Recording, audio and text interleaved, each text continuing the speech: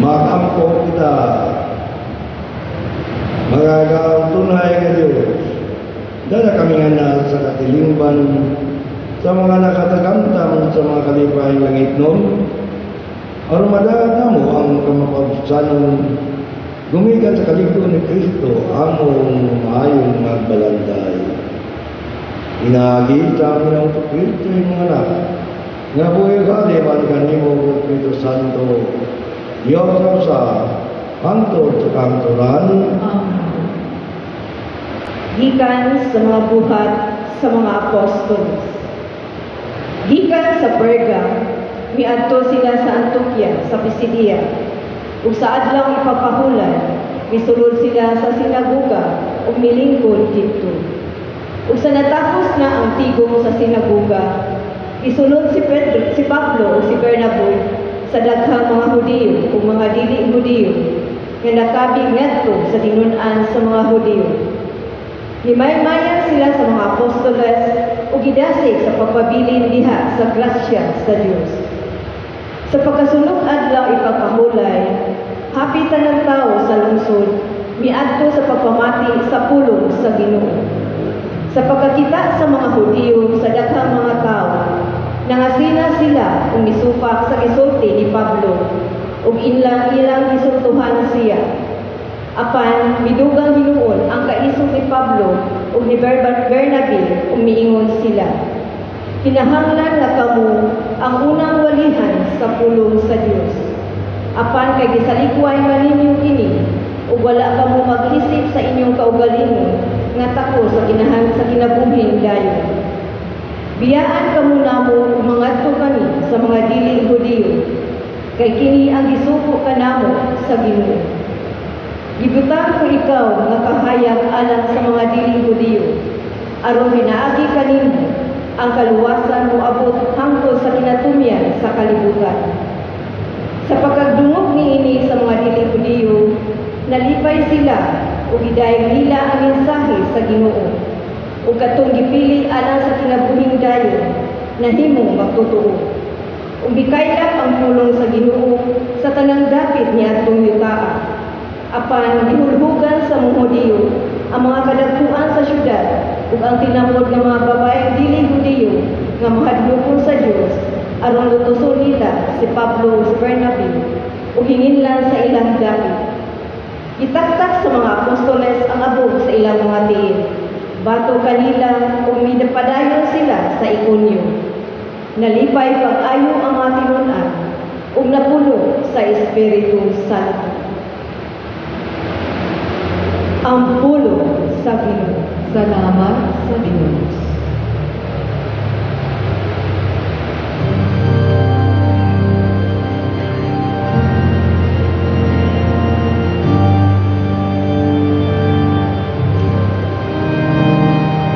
Kita ang iyang lungsod, ang karnero sa iyang panahon. Kita iyang lungsod, ang karnero sa iyang panahon. Awitin ang alipay ang Ginoo. Kamu tanang yuta, aladaring ang alipayo ang Ginoo. Doon kamu kaniyaban sa masadya nga awit. Ikaw iyang lungsod, ang karnero sa iyang palos. Sayri ninyo ang Ginoo, mao ang Diyos. Gibuhat kita niya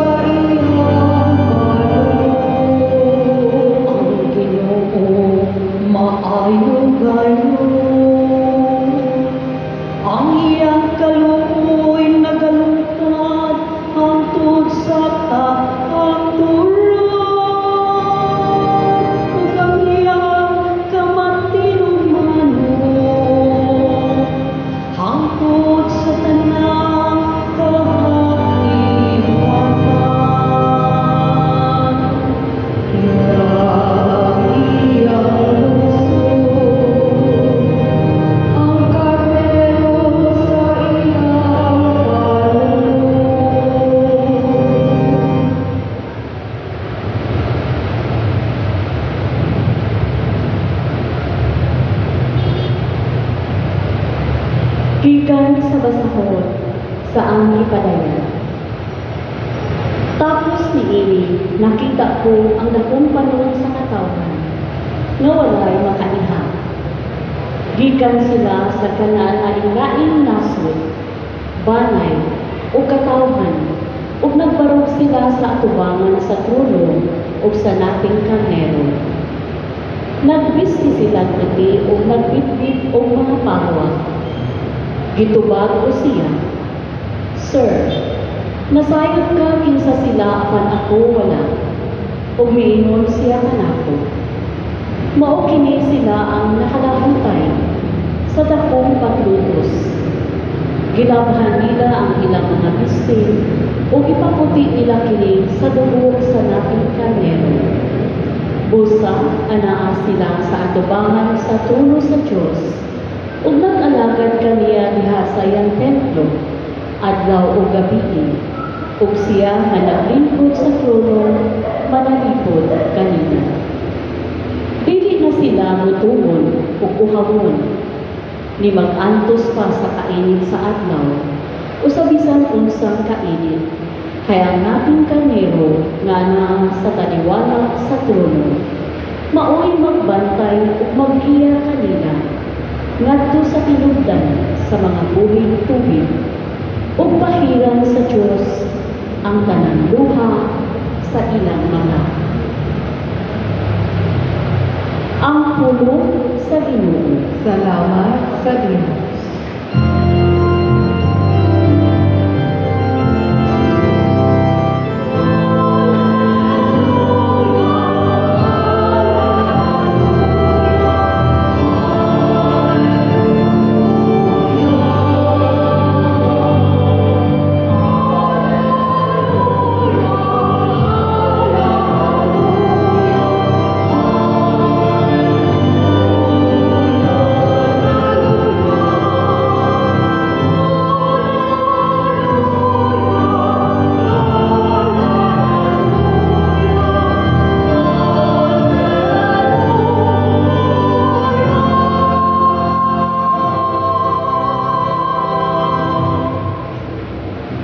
Ang Ginoo nakapunyo, Nasa kanino, magmasasandot Evangelyo, tumalan sa Juan.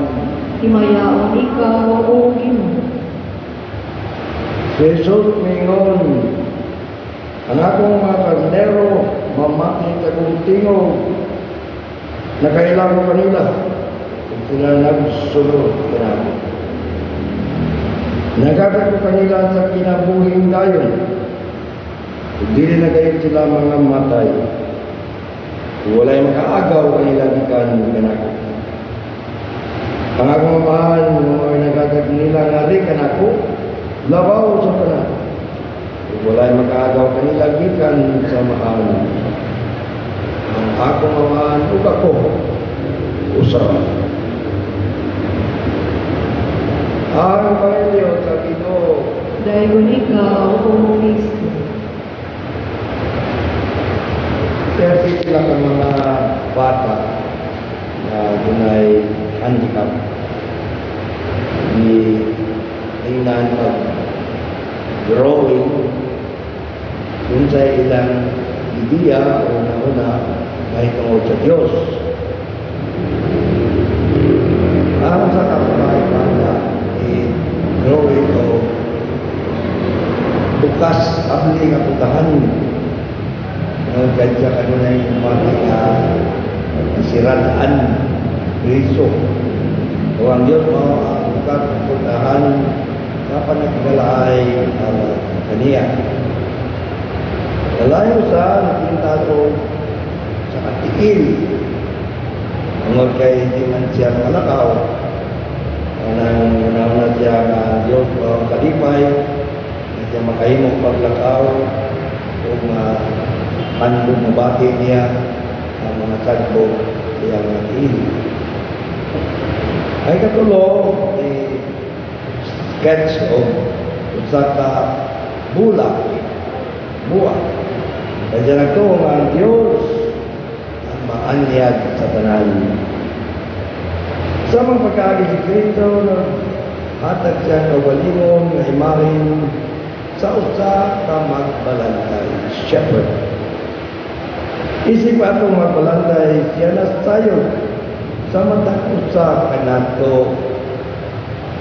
Nagit nga sa atong mga kalan, ilan kita niya. Isang doon ba na itong mga pangalan, katawanan, nasa Lopopyo, Lapyo, Banta, kapan manindot kinihalang kaniya, nasayad sila kanila. Yan nagkatakan ako, na kinabuhi dayon. Ganay mga tao mo tanah.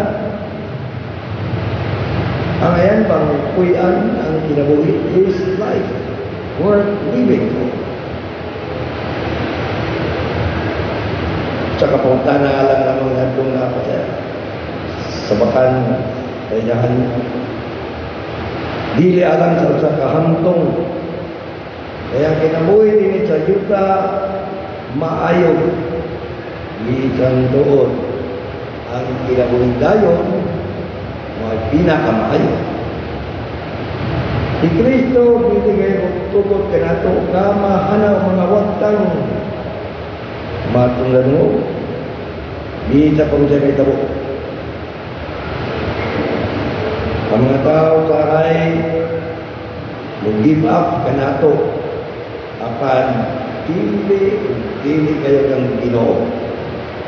Kaya bisan pa to kita nabuhi o bisan pa to kita namatay, iya kita sa Ginoo. We belong to Him. Ito kasi Kristo mga magbalantay, kita ang iyang mga karnero, dili mga buko na hayop, pan mga voluntaryong sumusunod ni Kristo ng mga Pangulo. Ang mga maayong Pangulo, murag, yutay na lang, maihap na lang karoon panahon na. Hindi ka mga tao, musunod na sa ilang karoon lang, hindi na mo ito opider. Darabang leksyon, mana? Iwagin yung pili, yung leader. Kahit si Kristo, sa kamaayong leader, na makatausap, kausap ka pundok, na unsa siya karoon, ngadto sa unsay angay niningang pundok. Kapag sunod ka Kristo na masabot, na kita mamati sa iyang tingog o musunod ni ubag. Sahay musunod siya kung ang tingog sama sa tingog sa dagang mga tubig. Aron pagtanyaw sa iyang mga kabulahanan. Habang igayon siya musunod sa ubos, malum, ginay nga tingog, kung mapanangin sa kanyahan, mamaamin siya anak. Aron pa, hupay ka natin. Sahay pa kayo, kapag kayo, iyang tingog, daw, putok-putok, na tingog sa tambol, drum. Nagagit ka na ito sa mga karnero o mga malantay sa karnero, sama kaniya alang kauban. Labaw sa tanan, pagsunod ng Kristo nagpasabot, na kita mo dala sa kahayag sa kaluwasan, ngadto sa katawan, kantang mga minabuhi, anaas kangit-ngit sa mga lugmanan, pinanato kining buhaton, sa dili pa sila tukbol pagpangil sa Diyos sa kagit-ngit. Kapag doon sa itong magbalantay ay mong dangat kita, mabot ka na itong mga pagsulay. Apan sa kadlaw ni ana, ang atong mga sapot nga gilabhan ug naimong puti diya sa dugo sa kanero hinsa dala kanato ngadto sa tuburan kamay kinambuhing tubig. Atong nalungkan sa pangipadayag. Si Kristo ang may balantay na hinaot sa iyang mga tumusunod, magpabilin o tubo, lambok, isip, hiniusa, kapanun. Sa mga siya pagkakamuhan, usara. Ang kayusa sa mga kalayo na makasunog o mga diferensya nag-bikil ngayon sa may gamit dagang mga uthaw kung wala na sa kalayo kung wala ay kalayo nagkaot na kalayo ang kayusa sa mga kahayag ang sa katimbahan may sama o lighthouse nga gihinimo sa mga bato likon kaayo nabitan ng mga bagyo ulos diya sa dagat dili makatandog nini apan kung walay suga sa tumoy nga ng mga lighthouse sa may kapuslanan nini. Kita gitawag hindi lamang naroon pagpapilin nga hiniusa o nagiusa tungod atong pagigugmaay pagtagdanay pagkatiman apan usab aron pagpakailap niini kayusa sa tibuok kalibutan hindi lamang din sa ato sa Manila ni San Pablo Barnabas sa unang pagbasa at kadang pagbasa sila buhat kayo niinig miadto kayo sila sa mga hintil uban ang maayong mga balita kung galing muadto ka sa buwan ginamit ang space rocket hindi mo makita ang kalibutan nga sa lamp na yuta, tubig o hangin at panganod naglutaw libot sa kawanangan o gikan sa buwan ang atong kalibutan ay tanaw na usara apan kano sa pagkip ka, ini mahimaw usa. Kaya nagpuyo nini, nagwatak-watak. Ani karon mapit ng piliyay mana, ika gani mga kadugong pariti, nagkabungkag tungkol sa politika. Ang pag-amping ini kayusa sa simbahan o ang pagtigong may niusat sa nakatawan at sa lamang kapanon si Kristo na kinahanglan o mga magbalantay sa makaniya nga makadala, mudala sa iyang panon na kinahanglan ng mga pangulo, leader kahit yan nagsayag na mga tumusunod maliso sa padayon ganahan kahit sa ilang mga pangulo. Yan ang kinahanglan ng mga pangulo nga mo'y mutiyo sa paglaom alang sa ebanghelyo kay kini mao lamang ang social na paglaom naghihatag sa Diyos Yan ang kailangan ng mga leader nga interesado kayo sa iyang panahon. Dili sa panit niini. Apan diya sa paghubog kayo sa kalipon, di sa pa dunay mga unos bagyo nga muhampak kanila. Karon giminuha mo sa pag-ampo lang sa pasyon, pagkapali, pagkamandi, pagkandiyoso, kadiliutan nato patagdan naman iso pagkulang binasa mga magpali, magpali, religyoso dahil sila gitawag sa ang matang sa Kristiyano gitawag ang mahimong sunod-sunod ni Kristo o magbalantay alang sa ban pinagkikarang gugma pagatuman. Kamurag dunay totoo klase sa mga sumusunod sa maayong magbalantay.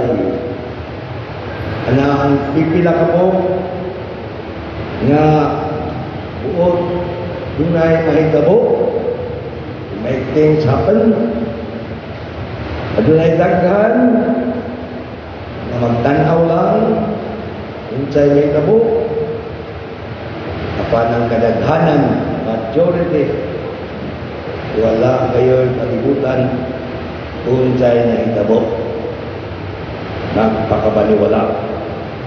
Diyan sa simbahan, diyan sa kabilingban, o sa kalibutan lagi po yan. At sa kaaganin totoo, ibawaan kayo ng hintay ng iboto. Bago na tayo mag-ampo sa kredo, manito, nagato ako sa Diyos, mahal sa gawang katasan, makukuha lang ang salita, sa sekretary ng Pagpunano, penambong ng Santo Santo, yan ang Maria Miguel, sa ginatuko ng Mono Silato, ilangan ka ko sa matay gilbong, ikon sa pagkakantay, sinatulungan na ng manaw, sa langit ang lingkod sa turo sa Diyos ng mahal, kagagawa ng satanan. Ikan dito maitiya akong kong tumatuwing sa mga manatay. Nagagawa ko sa Tito Santo, sa Iglesia Katolika, sa kaunditan ng mga santo, sa inawan ng matala, sa banda